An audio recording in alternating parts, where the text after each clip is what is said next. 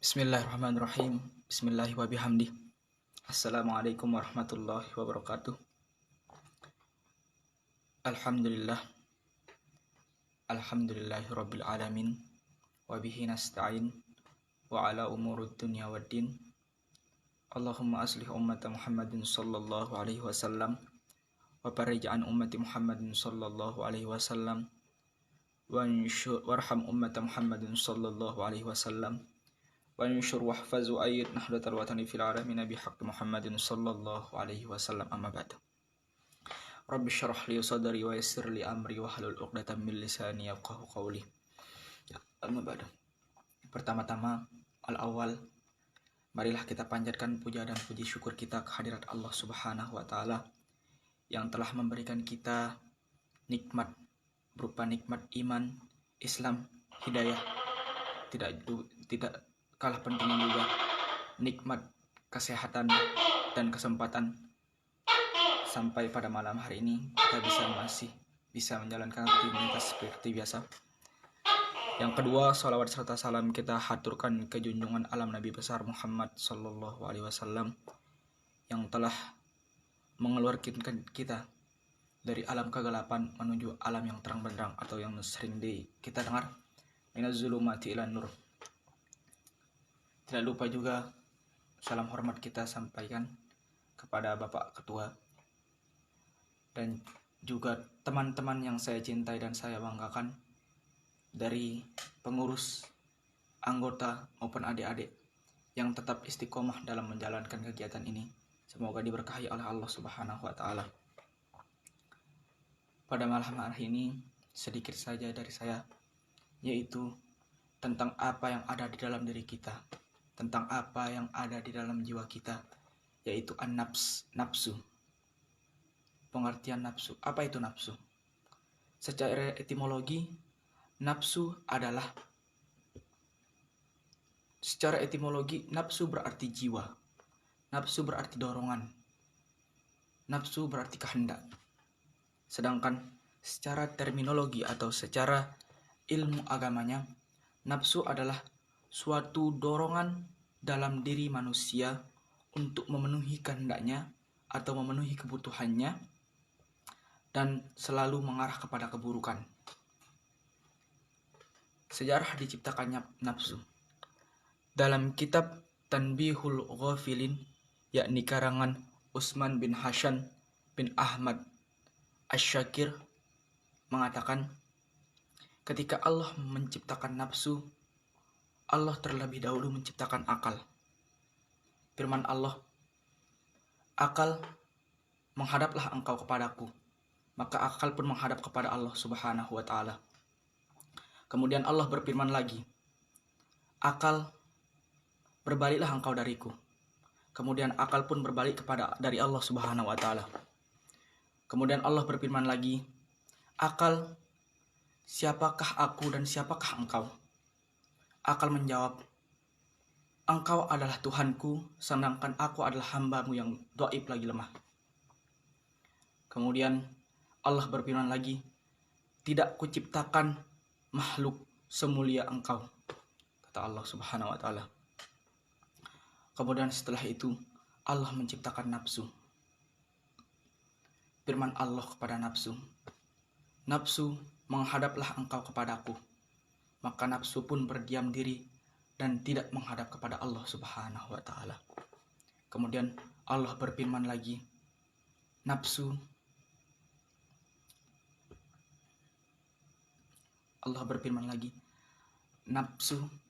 siapakah aku dan siapakah engkau?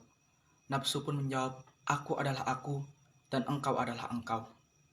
Kemudian Allah menyiksa nafsu di dalam neraka selama 100 tahun. Setelah 100 tahun, Allah berfirman lagi kepada nafsu, nafsu, siapakah aku dan siapakah engkau? Nafsu pun menjawab, aku adalah aku dan engkau adalah engkau. Kemudian Allah menyiksa lagi nafsu di dalam neraka yang bernama neraka Ju. Apa itu neraka Ju? Neraka Ju adalah neraka yang penyiksaannya itu berbentuk rasa lapar. Kemudian Allah menyiksa nafsu di neraka selama 100 tahun. Setelah itu nafsu pun berubah pikiran dan Allah berfirman lagi kepada nafsu, "Nafsu, siapakah aku dan siapakah engkau?" Nafsu pun menjawab, "Engkau adalah Tuhanku dan aku adalah hambamu." Apa penjelasan ayat ini? Bahwa ayat ini berhikmah. Hikmah dalam ayat ini mengatakan bahwa puasa itu adalah wajib. Mengapa disuruh kita puasa? Karena puasa dapat mengendalikan hawa nafsu. Jika seorang tidak dapat mengendalikan hawa nafsu, maka seorang itu akan menjadi orang yang tidak bertakwa dan menjadi orang yang kurang iman. Kemudian macam-macam nafsu. Macam-macam nafsu di dalam Al-Quran ada disebutkan 3 macam nafsu. Yang pertama adalah nafsu amaratum bisu. Apa itu nafsu amaratum bisu? Nafsu amaratum bisu adalah nafsu yang mengajak manusia untuk berbuat suatu keburukan.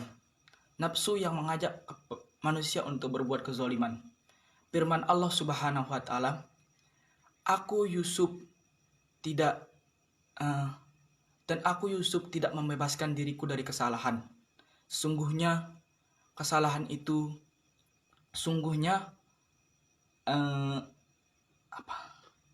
Sungguhnya jiwa itu selalu menyuruh kepada keburukan. Sesungguhnya jiwa itu mengarah kepada keburukan, kecuali jiwa yang dirahmati Allah. Dan sesungguhnya Tuhanku Maha Penyayang lagi Maha Pengampun. Quran Surat Yusuf ayat 53. Kemudian yang kedua, nafsul lawamah. Apa itu nafsul lawamah? Nafsul lawamah adalah nafsu penyesalan diri, di mana nafsu ini mengajak manusia untuk menyesali dirinya yang tidak pernah berbuat kebaikan, untuk menyesali dirinya yang selalu berbuat keburukan. Firman Allah Subhanahu wa taala yang berarti, "Dan aku bersumpah dengan jiwa yang amat menyesali dirinya." Terdapat dalam Quran surat berapa? Kemudian yang ketiga, nafsul mutmainnah. Apa itu nafsul mutmainnah? Nafsul mutmainnah adalah nafsu ketenangan batin, di mana nafsu ini membuat seorang menjadi lebih tenang dalam beribadah, dalam beriman.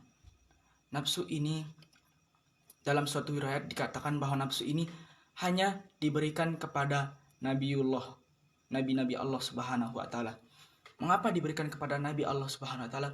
Karena nabi merupakan contoh, nabi merupakan suri tauladan, nabi merupakan panutan. Untuk itu mereka harus selalu berbuat baik. Mereka bersih dari dosa. Yang saya tekankan di sini adalah nafsu amaratum bisu. Yang tadi, nafsu amaratum bisu adalah nafsu yang mengajak kepada keburukan. Ketika syaitan ingin membunuh, ketika syaitan ingin menggoda manusia, ada 2 jalur dalam jiwa ini. Ketika wanafsil lama sawaha, ketika Allah menciptakan nafsu, fa'alhamaha fujuraha wa taqwaha, dia menciptakan 2 jalur, yaitu ketakwaan dan keburukan. Nah, ketakwaan dalam jiwa ini dibisikkan oleh malaikat, sedangkan keburukan ini yang diminta oleh syaitan adalah nafsu.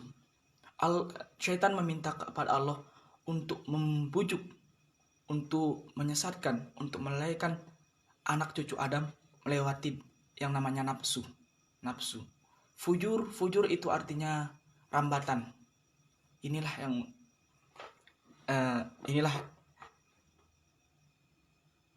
apa ya? Setan. Fujur itu rambatan, sedangkan fajar itu terbitnya matahari, suatu cahaya kebaikan. Fajar itu suatu kebaikan, cahaya kebaikan, sedangkan fujur itu rambatan. Nah, rambatan inilah yang dilalui oleh setan untuk menggoda manusia. Fujuraha wa taqwaha fa'alhamaha fujuraha wa taqwaha qad aflaha man zakkaha wa qad khaba man dassaha. Kemudian Apa yang menyebabkan kematian pertama kali di dunia ini? Yaitu nafsu. Nafsu. Nafsu. Ketika pembunuhan pertama, yaitu anak cucu Nabi Adam bernama Habil dan Qabil, ketika dibunuh, itu dari mana asalnya? Itu dari nafsu. Nafsu yang dikendalikan oleh syaitan. Bunuh dia, bunuh. Itulah yang menyebabkan pembunuhan pertama kali di dunia ini, yaitu nafsu. Nafsu. Bahkan Allah menyebutkan bahwa berperang melawan hawa nafsu lebih baik daripada berperang jihad di medan perang. Mengapa demikian?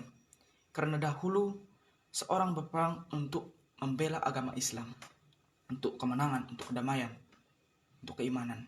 Sedangkan sekarang di zaman jahiliyah, sekarang zaman modern, zaman di mana zaman ini sudah tidak, akhlak tidak ada, iman berkurang. Untuk itu Allah nur kita, ittaqillah, kata Allah, bertakwalah dengan sebenar-benar takwa, yang sering disampaikan oleh khotib Jumat. Ittaqillah, bertakwalah dengan setakwa-takwanya, dan kendalikan hawa nafsumu. Karena kalau kita berjihad untuk karena kita berjihad melawan hawa nafsu, itu berjihad untuk keimanan kita sendiri. Ittaqillah wala tamutunna illa wa antum musyrikun. Karena jihad hawa nafsu ini berhubungan dengan keimanan manusia. Untuk itu, teman-teman, pesan saya adalah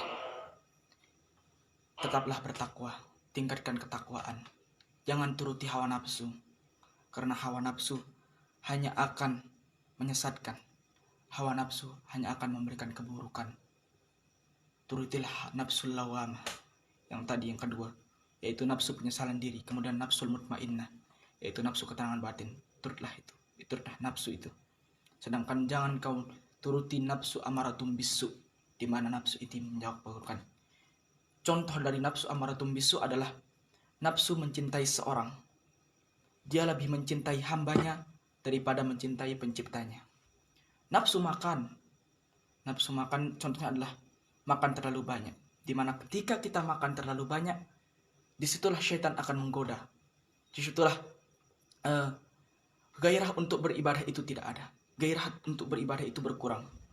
Untuk itu teman-teman, jagalah hawa nafsu ini, karena dia dapat menjerumuskan kita kepada suatu hal, yaitu yang disebut dengan neraka.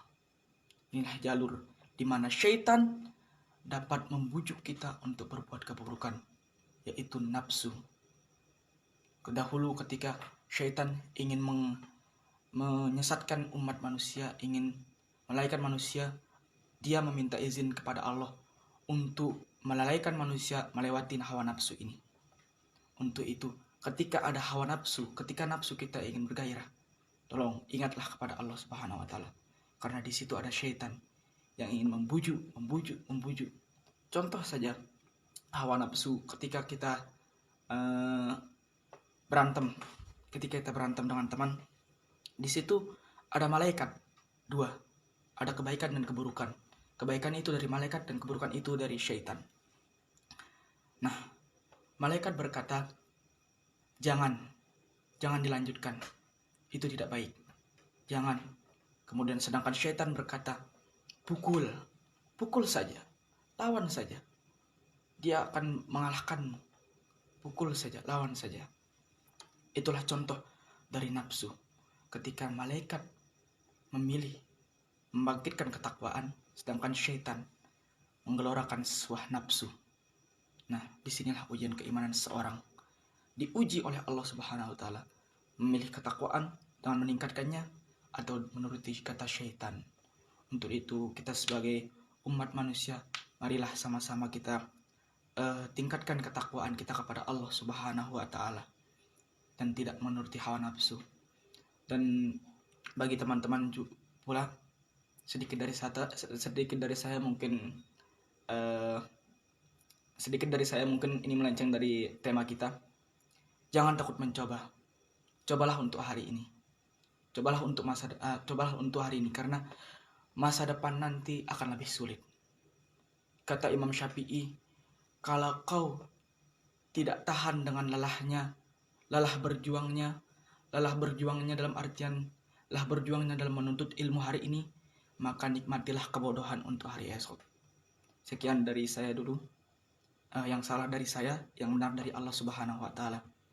Wabillahi taufiq wal hidayah. Assalamualaikum warahmatullahi wabarakatuh. Assalamualaikum.